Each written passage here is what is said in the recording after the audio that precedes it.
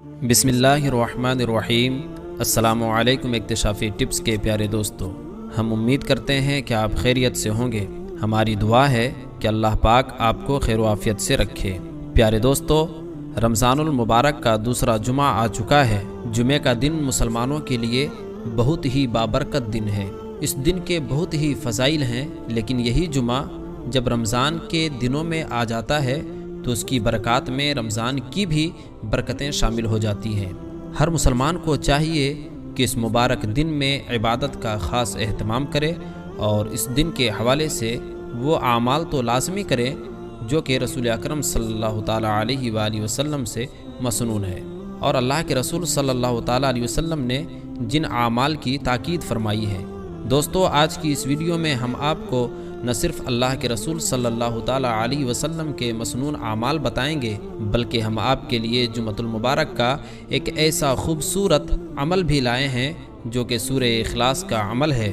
عمل مختصر عمل ہے، لیکن اس ایک عمل کی برکت سے آپ کی زندگی کے تمام گناہ معاف ہو سکتے ہیں۔ اس لیے آپ نے اس عمل کو مس نہیں کرنا ہے۔ رمضان کے اس مبارک مہینے میں تو اس عمل کو لازمی کریں۔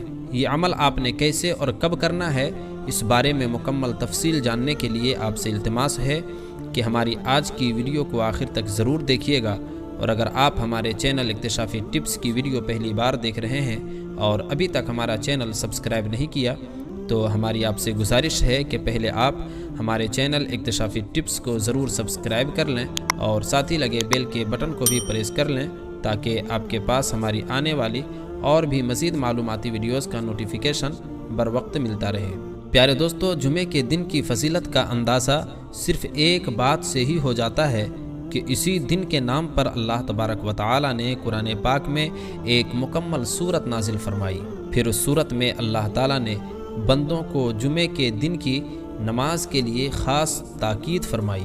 یاد رہے کہ جمعہ مسلمانوں کے لیے ایک جگہ جمع ہونے کا دن ہے، اور یہ دن مسلمانوں کو اجتماعیت کا درس دیتا ہے۔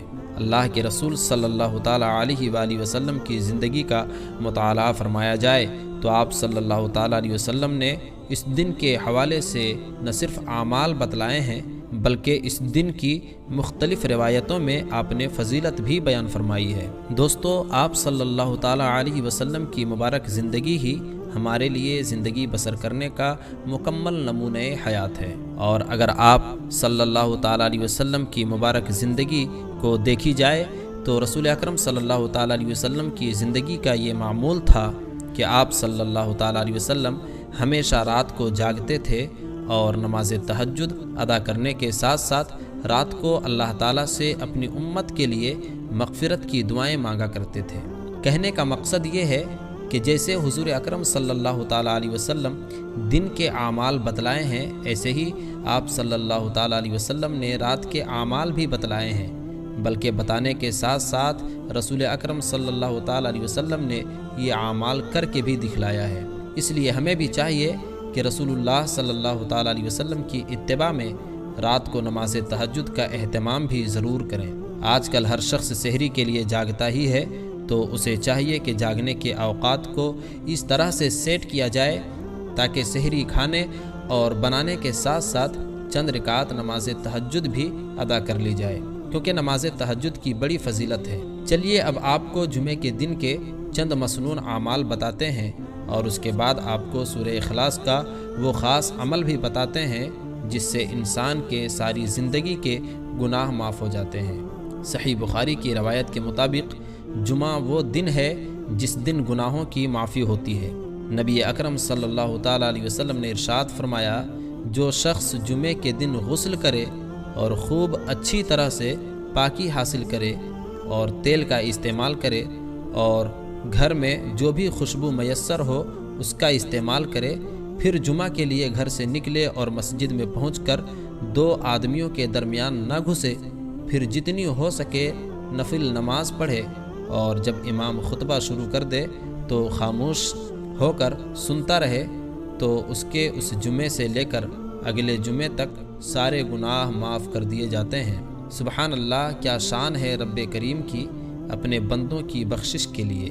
ایسے آسان اعمال اللہ نے عطا فرمائے ہیں اور بہانے بہانے سے اللہ تعالیٰ اپنے بندوں کی بخشش فرماتا رہتا ہے۔ اس کے علاوہ مختلف روایات میں جمعے کے اعمال کا ذکر ہے۔ چند اعمال پیش خدمت ہے، غور سے ملاحظہ کریے۔ حضرت عبداللہ بن عمر رضی اللہ تعالیٰ عنہ سے روایت ہے کہ رسول اکرم صلی اللہ تعالیٰ علیہ وسلم نے فرمایا، جس شخص کو جمعے کا دن نصیب ہو جائے وہ غسل کرے، بروایت صحیح بخاری۔ حضرت ابو سعید خدری رضی اللہ تعالیٰ عنہ سے روایت ہے کہ رسول اکرم صلی اللہ تعالیٰ علیہ وآلہ وسلم نے ارشاد فرمایا، جمعے والے دن مسواک کیا کرو۔ حضرت ابو سعید رضی اللہ تعالیٰ عنہ سے روایت ہے، رسول اکرم صلی اللہ تعالیٰ علیہ وسلم نے ارشاد فرمایا کہ اگر میسر ہو تو جمعے والے دن خوشبو لگاؤ۔ حضرت سلمان فارسی رضی اللہ تعالیٰ عنہ سے روایت ہے، حضور اکرم صلی اللہ تعالیٰ علیہ وسلم نے ارشاد فرمایا، جمعے والے دن تیل کا استعمال کرو۔ حضرت ابو ذر غفاری رضی اللہ تعالیٰ عنہ سے مروی ہے کہ رسول اللہ صلی اللہ علیہ وسلم نے فرمایا، جمعہ والے دن اچھا لباس پہنو۔ حضرت عبداللہ ابن عباس رضی اللہ تعالیٰ عنہما سے روایت ہے، اس وقت یعنی اذان جمعہ کے وقت خرید و فروخت حرام ہو جاتی ہے، اور حضرت عطا رحمہ اللہ فرماتے ہیں کہ اس وقت یعنی اذان جمعہ کے وقت تمام کاروبار حرام ہو جاتے ہیں۔ حضرت اوس بن اوس ثقفی رضی اللہ تعالیٰ عنہ کہتے ہیں کہ میں نے نبی اکرم صلی اللہ تعالیٰ علیہ وسلم کو یہ فرماتے سنا ہے کہ آپ صلی اللہ تعالیٰ علیہ وسلم فرما رہے تھے، جمعہ والے دن پیدل جائے، سواری پہ نہ جائے، اگر کوئی مجبوری ہو تو سواری پر جا سکتے ہیں۔ حضرت اوس بن اوس ثقفی رضی اللہ تعالیٰ اور مزید کہتے ہیں کہ میں نے نبی اکرم صلی اللہ تعالیٰ علیہ وسلم سے سنا ہے کہ آپ فرما رہے تھے کہ جمعہ والے دن جامع مسجد کی طرف جلدی جاؤ۔ حضرت اوس بن اوس ثقفی رضی اللہ تعالیٰ عنہ کہتے ہیں کہ نبی اکرم صلی اللہ تعالیٰ علیہ وسلم فرماتے ہیں، جمعہ والے دن جامع مسجد پہنچ کر امام کے قریب بیٹھ جاؤ۔ تو دوستو، یہ چند روایات تھی جن میں جمعہ والے دن کے چند اعمال کی تاکید بیان کی گئی ہے۔ جمعہ کے دن اعمال کا اہتمام کیا جائے اور اپنی زندگی میں آپ صلی اللہ تعالیٰ علیہ وسلم کی اتباع کو یقینی بنایا جائے۔ آپ سب نے جمعہ کے دن کے مسنون اعمال کے حوالے سے یہ روایات سنی۔ چلیے اب آپ کو جمعہ کے دن کا وہ اعمال بھی بتا دیتے ہیں جو کہ سورہ اخلاص کا عمل خاص ہے اور اس کی برکت سے زندگی کے تمام گناہوں کو معاف فرما دیتا ہے۔ اس حوالے سے روایات میں آتا ہے کہ رسول اللہ صلی اللہ تعالیٰ علیہ وسلم نے فرمایا کہ جو شخص جمعے کی نماز کے بعد تینوں قل یعنی سورہ اخلاص، سورہ فلق اور سورہ ناس پڑھے گا، اللہ تبارک و تعالیٰ ایک جمعے سے دوسرے جمعے تک تمام مصائب اور برائیوں سے اسے محفوظ فرما دے گا اور اس کے تمام گناہوں کو معاف فرما دے گا۔ دوستو، سورہ اخلاص اور اس کے ساتھ محض 3 سورتوں کو ملا کر پڑھنے کی بہت بڑی فضیلت ہے جو کہ مختلف روایات سے ثابت ہے۔ اس لیے چاہیے کہ جمعہ کے دن ایسے عمل کو لازمی معمول بنا لیا جائے۔ یاد رہے کہ جمعے کے دن سورہ کہف بھی پڑھنے کی بہت بڑی فضیلت ہے، اس لیے اس عمل کے ساتھ جمعے کا دن سورہ کہف کی تلاوت کرنی چاہیے۔ روایات میں آیا ہے کہ آپ صلی اللہ تعالیٰ علیہ وسلم جب بھی سونے کے لیے لیٹتے تو آپ صلی اللہ تعالیٰ علیہ وسلم یہ 3 سورتیں پڑھ کر اپنے ہاتھوں پر دم کر لیتے اور پھر ہاتھ کو اپنے پورے بدن پر پھیرتے۔ اسی لیے چاہیے کہ اس عمل کو رات میں لازمی کیا جائے، اور اس عمل کی تاکید کے حوالے سے عقبہ بن عامر رضی اللہ تعالیٰ عنہ بیان کرتے ہیں کہ میں نبی اکرم صلی اللہ تعالیٰ علیہ وسلم کے ساتھ تھا تو آپ صلی اللہ تعالیٰ علیہ وسلم فرمانے لگے، اے عقبہ بن عامر، کیا میں تمہیں ایسی صورتیں نہ سکھا دوں جو نہ تو تورات میں اور نہ زبور میں اور نہ ہی انجیل میں اور نہ فرقان میں اس کی مثل نازل کی گئی ہے؟ اور وہ صورتیں قل هو اللہ احد، قل اعوذ برب الفلق، قل اعوذ برب الناس ہیں۔ اور فرمایا کہ رات کو اس وقت تک نہ سونا جب تک کہ تم یہ 3 صورتیں نہ پڑھ لیا کرو۔